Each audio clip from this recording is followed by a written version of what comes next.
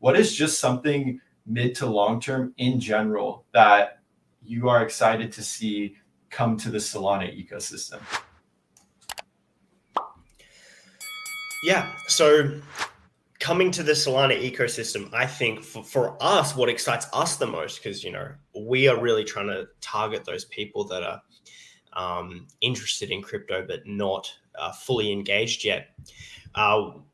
Probably just like getting those type of people into all of these amazing like applications that everyone else is building as well. You know, what we really want to do is be that kind of like door, that front door to like the ecosystem, and be like, okay, like we're just going to knock this door down for you, make it as easy as possible for you to come in. We're going to guide you along the way, so that then you can like see this flourishing ecosystem that, you know, Solana and cryptocurrency in general just like has. There's so many people out there that really like have no idea whatsoever about, you know, what is actually being built on all these on blockchain, basically, you know, all these different dApps that are available. So, you know, that's what kind of really excites me, and just being able to kind of be that conduit to bring all of these people in.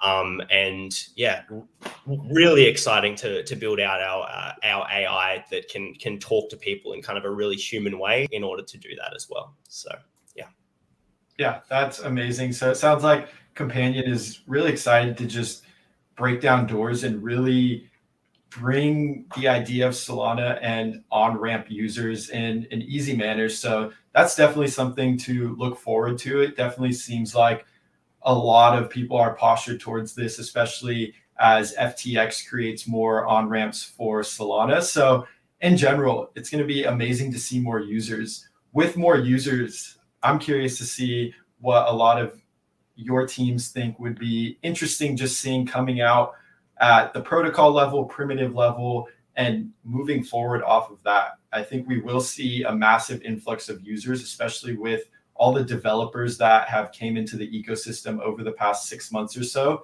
It definitely seems like a leading indicator in that regard. Just curious to hear more about what the rest of you are all excited about. Yeah, like on my side, like in general about the ecosystem, I'm really looking forward like to what's gonna be, you know, like the next big thing in terms of like mobile adoption. Because I think that, you know, if we want to move people in, you know, like that goes hand in hand, you know, with like mobile adoption.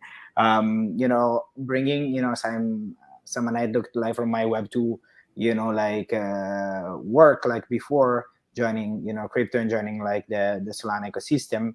Like now 95%, you know, like of the traffic that we see, like it's on mobile. If you look Amazon, Airbnb, or, you know, 95% of the bookings come from there. And, you know, like for us, like it's completely the opposite, because like most of us probably are just using like Solana ecosystem like on desktop, and actually we're like a niche, because like if you go like in whole, you know, like ecosystem, like probably most of the people like is using like Ethereum, and so, you know, we're like a niche. And so I think that, you know, the next, you know, what's gonna really like on board, you know, like 100 million like users like in a year, like it's gonna be like mobile adoption. I think that, you know, like now, you know, with Phantom, and actually even before, like with all, you know, the wallets that have like basically like a mobile version, like we have already done like a step, you know, closer to that. I think the next one is basically, actually I don't know like if it's technically possible, you know, maybe like Maxime can help me like on this, is basically when we will have, you know, normal apps and just, you know, like one wallet, so not the apps like inside a wallet, but just like completely different apps like on the phone, but which are somehow able, you know, like to talk with the app of your wallet, so that, you know, it can be like a completely smooth experience. And then, you know, as you pay, you know, like with Apple Pay right now, does not matter, you know, which app you're in, you can do the same, you know, with your favorite staking app, or, you know, with your favorite DeFi app, or with Magic Eden or whatever for the NFT.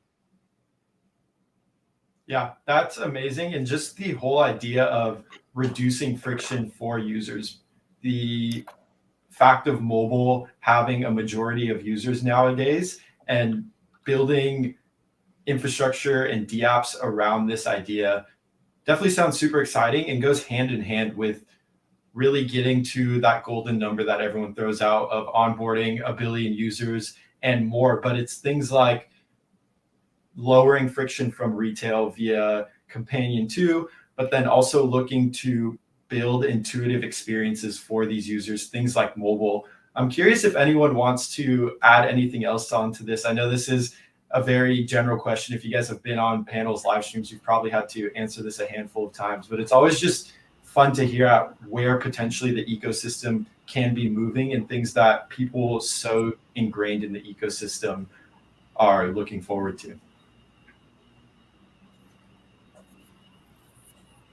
Well, for me, from my point of view, I think incentivizing composability is something that not many protocols have explored in detail, and it's something that we're very keen on exploring with our member protocols.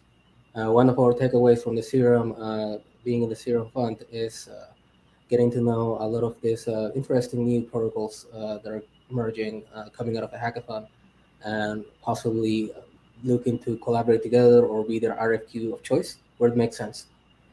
So I'm very excited to explore that route and probably some kind of parameterized